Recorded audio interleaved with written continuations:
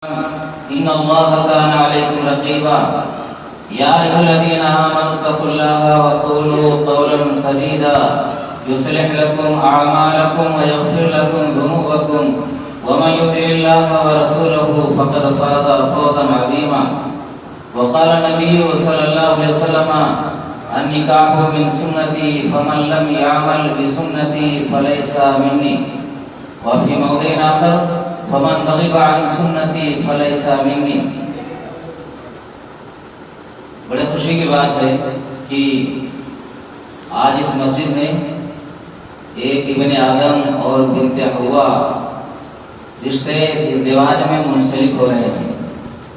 آج سے ایک نئے خاندان کے وجود کی بنیاد رکھی جا رہی ہے۔ یہ جو آیتیں آپ کے سامنے میں نے تلاوت کی ہیں، تھوڑا سا ٹائم لو سے، جو آیتیں میں نے آپ کے سامنے تلاوت کی ہیں اللہ کے نبی صلی اللہ علیہ وسلم ان آیتوں کو سارے خطبوں میں پڑھا کرتے تھے، خطبہ جمعہ میں بھی پڑھا کرتے تھے، اور جب بھی کوئی خطبہ دینا ہوتا تو اللہ کے نبی صلی اللہ علیہ وسلم یہ خطبہ پڑھتے تھے اور یہ آیتیں پڑھا کرتے تھے۔ ان آیتوں کے خطبے کے ساتھ جب یہ ضرورت پیش آتی، یہ جو آیتیں رکھی گئی ہیں ان کا بہت بڑا مقصد ہے۔ یہ 4 آیتیں ہیں، سورہ آل عمران کی ایک آیت اور سورہ نساء کی ایک آیت ہے، اور 2 آیتیں سورہ احزاب کی ہیں۔ ان میں جو چیز مشترک ہے وہ ہے تقویٰ۔ تقویٰ کے بارے میں بارہا آپ نے سنا ہے کہ عمر رضی اللہ تعالیٰ عنہ نے ابی بن کعب سے پوچھا تھا کہ تقویٰ کسے کہتے ہیں، تو انہوں نے فرمایا تھا امیر المومنین کبھی آپ خاردار راستے پر چلے ہیں؟ تو فرمایا کہ ہاں۔ تو کہا کہ پھر آپ نے کیا کیا ہے؟ تو انہوں نے کہا کہ میں نے اپنے آستین کو سمیٹ لیا ہے اور بہت محتاط ہو گیا ہوں۔ تو کہا کہ یہی تقویٰ ہے۔ وہی نے کہا کہ اسی کا نام تقویٰ ہے۔ تو تقویٰ کا مطلب یہ ہے کہ آدمی زندگی میں اپنے اللہ رب العالمین نے جن جن چیزوں سے منع کیا ہے ان سے اپنا دامن بچاتے ہوئے، ان سے بچتے ہوئے زندگی کے راستے کو طے کرے، اسی کا نام تقویٰ ہے۔ عبداللہ بن مبارک رضی اللہ تعالیٰ عنہ فرماتے ہیں کہ کوئی آدمی 100 چیزوں سے بچتا ہو اور ایک چیز سے نہ بچے تو اس کو متقی نہیں کہا جائے گا۔ میرے بھائیوں، دیکھا جائے کہ شادی بیاہ یہ چیز ایسی ہے کہ آدمی اس میں آپے سے باہر ہو جاتا ہے۔ مسلمانوں میں کتنی فضول خرچیات ہو رہی ہیں، خدا کی پناہ۔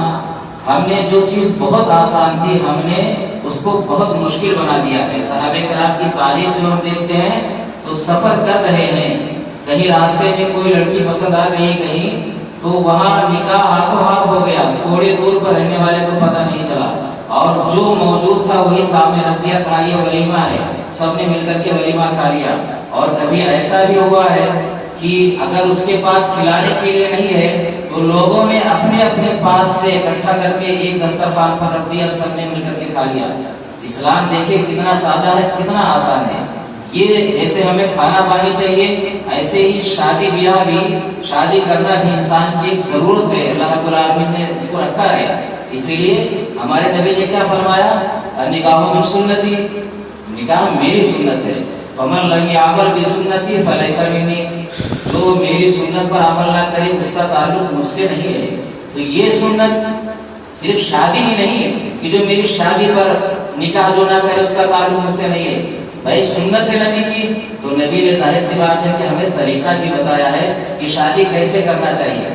آج کتنی زیادہ فضول خرچیات ہیں، دیکھا جائے بھائی شادی میں آپ جانتے ہیں، سنتے آئے کہ اسلام میں بارات نہیں ہے، لڑکیوں پر کھانا نہیں ہے، لڑکی والے پر کوئی بوجھ نہیں ہے، صرف لڑکے والے کا گھر بسا ہے، لڑکی والا کو بہت بڑی قربانی دے رہا ہے۔ دیکھا جائے تو اس سے کیا تقاضا کرنا ہے؟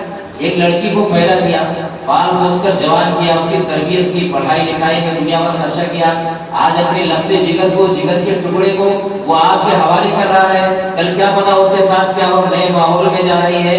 تو اس سے بڑی قربانی اس کی کیا ہو سکتی ہے؟ تو ہم اس سے اور کیا تقاضا کریں؟ لڑکے کا گھر بس رہا ہے، اس کو خوشی صرف ہاں یہ ہے کہ چلو ایک ذمہ داری تھی ہمارے سر، آج اللہ رب العالمین نے اس ذمہ داری سے ہمیں سبکدوش کر دیا، یہ ذمہ داری اتر گئی، تو اس کو یہ خوشی ہوتی ہے، سکون ملتا ہے۔ کہ اللہ نے جو ذمہ داری ہمارے اوپر ڈالی تھی ہمارے بچے کے تعلق سے، آج وہ ذمہ داری میں نے نبھا دیا ہے۔ لیکن میرے بھائیوں، ہم شریعت کے مطابق، سنت کے مطابق جب کریں گے تو ہمیں اس کا فائدہ ملے گا، اس کا ثواب ملنے والا ہے۔ آپ آدمی یہ سوچ سکتا ہے کس نے حرج کیا ہے؟ ہم کھانا کھلاتے ہیں، ہم شادیوں میں بہت سارے خرافات کرتے ہیں جو شریعت سے ثابت نہیں ہے، تو حرج کیا ہے؟ حرج ہے اس لیے بھائی آپ کے پاس پیسہ ہے تو اس لیے آپ کو بھائی نہیں پڑتا ہے، لیکن جن کے پاس پیسہ نہیں ہے یا جو غریب لڑکیاں ہیں، آج ہندوستان میں دیکھتے ہیں غریب لڑکیاں جو ہیں ان کی شادیاں نہیں ہو رہی ہیں جہیز نہ ہونے کی بنا پر، جہیز نہ ہونے کی بنا پر ان کی شادیاں نہیں ہو رہی ہیں۔ آپ کو ایک واقعہ بتاؤں، تھوڑا سا ٹائم لگا، ایک واقعہ بتاؤں۔ سجاد نعمانی، یوٹیوب پر میں نے دیکھا تھا ایک مرتبہ، مولانا سجاد نعمانی ہیں، انہوں نے ایک واقعہ بیان کیا گوا کا، کہا کہ میرے پاس ایک لیٹر آیا تھا، اس میں لکھا تھا، لڑکی نے کہا کہ مولانا صاحب یہ بتائیے کہ مجھے خودکشی کرنے کی اجازت ہے نا؟ اس نے کہا خودکشی کرنے کی اجازت مجھے اب تک ہوگی؟ کہا کیسے ہوگی، کیا بات ہے؟ کہا کہ وہ کئی بہنیں تھیں، سب پڑھی لکھی ماشاءاللہ خوبصورت، ان کے والد اسکول کے ٹیچر تھے، ہیڈ ماسٹر شاید رہ چکے تھے، لیکن پیسہ نہیں تھا کہ جہیز میں کیا دیں، تو کہا کہ ہماری شادیاں، رشتہ نہیں آ رہا ہے، جہیز نہ ہونے کی بنا پر شادیاں نہیں ہو رہی بہنوں کی، ہم خوبصورت بھی ہیں، ہم پڑھی لکھی بھی ہیں، ہمارے اندر کوئی اخلاقی عیب بھی نہیں ہے، لیکن رشتہ نہیں آتا ہے۔ کہا ایک دن رات کے وقت میں اٹھی، تہجد کے وقت، تو کہا میں نے اپنے والدین بزرگ کو دیکھا، سردے میں سر رکھے ہوئے ہیں، رو رہے ہیں کہ پروردگار میری لڑکیاں میرے لیے بوجھ ہو گئی ہیں۔ تو آپ بتائیے کیا ہے؟ یہ اسی لیے ہے کہ ہم نے دنیا پر خرافات اپنے اندر پیدا کر لی ہیں شادیوں کے تعلق سے، امیر غریب سارے اس میں ملوث ہیں۔ تو کہا کہ اب تو ہمیں خودکشی کرنے کی اجازت ہے نا، ایسے ماحول میں بھائی ہم کیا کریں؟ اپنے باپ کی تکلیف اور رونا ہم سے دیکھا نہیں جاتا ہے۔ تو میرے بھائیوں، یہ خرافات کب ہوں گے ختم؟ ہر آدمی یہ کہتا ہے کہ دھیرے دھیرے ختم ہو جائیں گے، بھائی دھیرے دھیرے کرتے ہوئے آج دیکھ رہے ہیں آپ کے راجستھان مکرانا گراؤنڈ جا کر میں 23 سال یہاں رہ چکا ہوں، 23 سال 12 سال مکرانا، 11 سال پہلے پڑھایا ہوں، تو 23 سال اور پھر اب آیا ہوں، تو آپ دیکھیے ہم مجھے تقریباً 28 سال ہو گئے یہاں رہتے ہوئے، میرے راجستھان میں رہتے ہوئے، لیکن آپ دیکھیے ہم سب کی عمریں چھوٹے سے اتنی بڑی کتنا اصلاح ہوا بتائیے؟ سب یہ کہتے ہیں موقع دھیرے دھیرے ہو جائے گا، دھیرے دھیرے کیا خواب ہوگا؟ کیا ہوگا دھیرے دھیرے؟ دھیرے دھیرے کوئی اصلاح ہوئی کیا؟ سوال یہ نہیں ہے جیسے پہلے تھے ہم جب میں آیا تھا تب آج ویسے آج نہیں ہے۔ ہاں، جو اللہ کا بندہ یہ قدم اٹھا لیتا ہے نا کہ میں بارات لے کر نہیں جاؤں گا، میں لڑکی کا کھانا نہیں کھاؤں گا، میں جہیز نہیں لوں گا، دنیا جو کہے وہ کہتی رہے، وہ ہو جاتا ہے اس کا کام۔ تو اس لیے میرے بھائیوں، جو کام ایسا کرے نا اس کی ہمت افزائی کرنا چاہیے، اس کو شاباشی دینا چاہیے کہ تو نے بہت اچھا کام کیا ہے، ہم ٹانگ نہ اڑائیں، ہم خود نہ کر پائے تو کوئی بھائی کرنا چاہے تو اس کی ہمت بنائے، بہت اچھا کام تو کر رہا ہے۔ جو چیز لوگوں کو دینا چاہیے وہ لوگ دیتے نہیں ہیں۔ اللہ رب العالمین نے کہا لڑکی کا حصہ باپ کی پراپرٹی میں رکھا ہے، باپ کے مرنے کے بعد ہے نا میراث اس کو کہا جاتا ہے، وراثت میں حصہ ہے، جیسے بھائی کا حصہ ہے، لڑکیوں کا حصہ ہے، وہ فرض ہے، نماز کی طرح سے حق ہے، فرض ہے، اس کو چھوڑ نہیں سکتے۔ اللہ نے جہاں وراثت کا تذکرہ سورۃ النساء میں کیا ہے، کیا کہا ہے؟ فریضۃ من اللہ، یہ اللہ کی طرف سے فرض ہے۔ اب اس کو ہم اگر کھا لیں گے تو لڑکی کا حصہ کھا رہے ہیں، اور آیت میں یہ بھی ہے کہ چاہے وہ کم ہو یا زیادہ، یہ نہیں کہ ایک ہی مکان ہے بیٹی کو دے دوں گا تو بیٹا کہاں رہے گا، نہ حصہ ہے، باپ نے چھوڑا ہے، باپ کی کمائی ہے تو حصہ تو اس کا ہے، اب وہ معاف کر دیا الگ بات ہے۔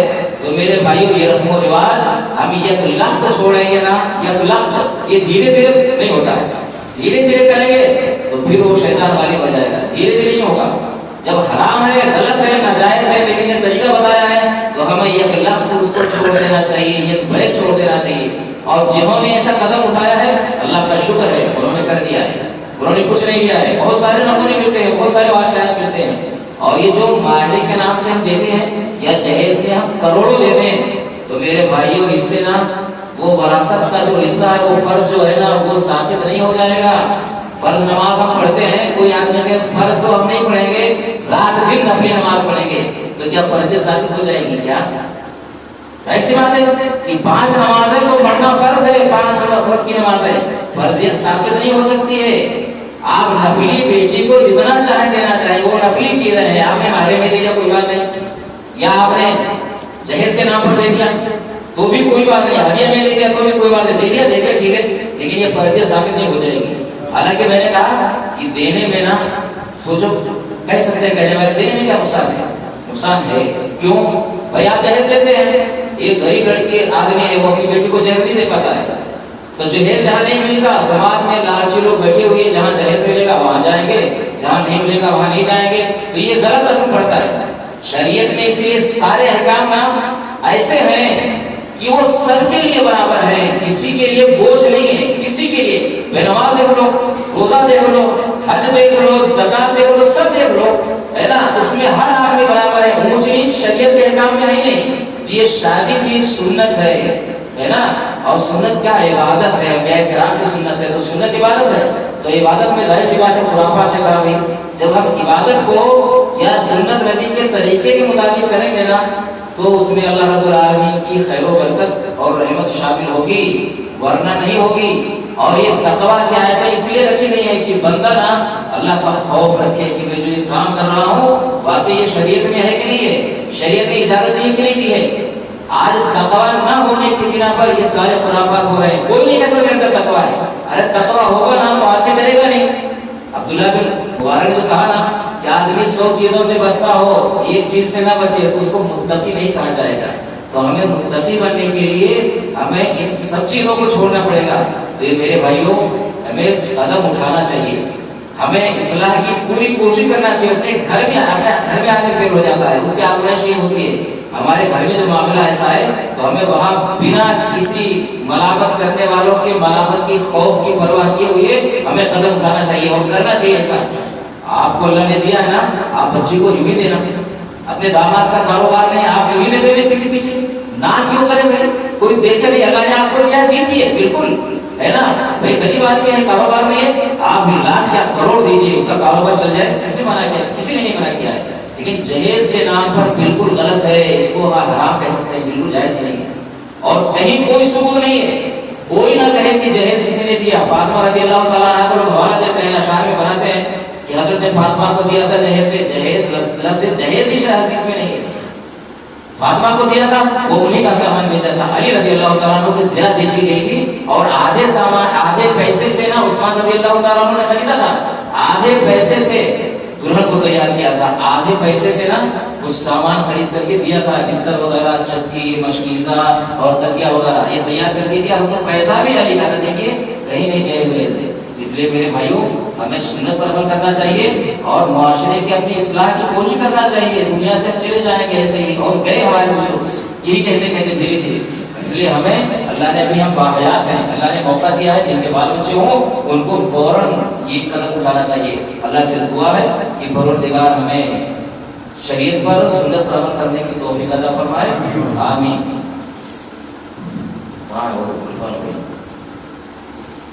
چلو میں اسے پڑھا دیتا ہوں، آپ کی دعا کر لیں گے۔ آئے خان بھائی عائشہ بنت الیاس احمد کو 5000 روپے مہر ماں نام و نفقہ کے عوض آپ کی نکاح میں میں نے دیا، آپ نے قبول کیا؟ آپ نے قبول کیا؟ بس ٹھیک ہے، دعا مانگو۔